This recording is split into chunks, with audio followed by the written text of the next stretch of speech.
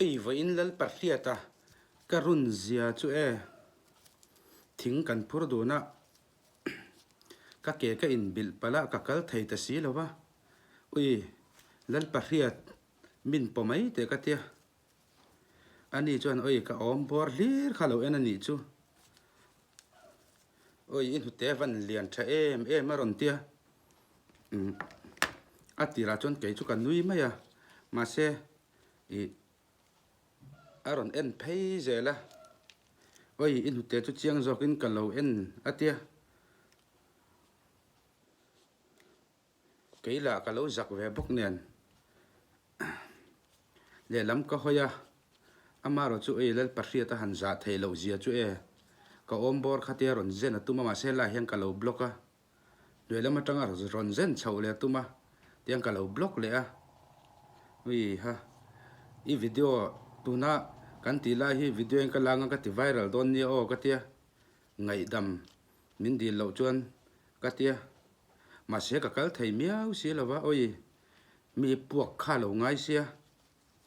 ma se khatinga kan ti ta ka kha chuan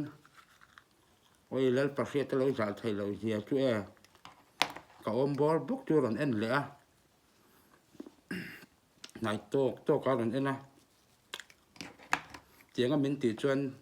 engkim hi ka ti viral lang ka tia ani chuan oi IPC section 29 mangin karon ti le tang che hetiang private thil in ti lar sakhi la ron tinga mani chu oi ya za thei lo zia chu a ma se hi mer ri tha te ka nei ve thawa ko de i te ho ko boy te ho an om thawa an nin IPC ti mai mang ai chuan an nia an video ga ron ti viral langa apoi zo kang ka tia oi ha lal pusia ta chu an lu zia chu e chu ti chung panama thiam thu lir zuk soya male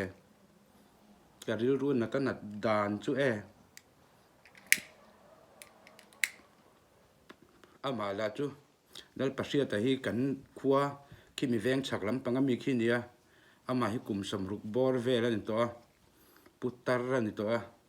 tiang anga min lo la i kha ka ring lo sim ngai ngam de win di khan ka har sat na ka vasom ve ni a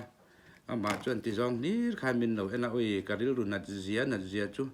zoram me pui te han min lo hriat sak ula tiang anga ke ni ang min lo i ta kan hu te te hial khoi sak min han tum kha chu ka ril ru na zia hi in za lo na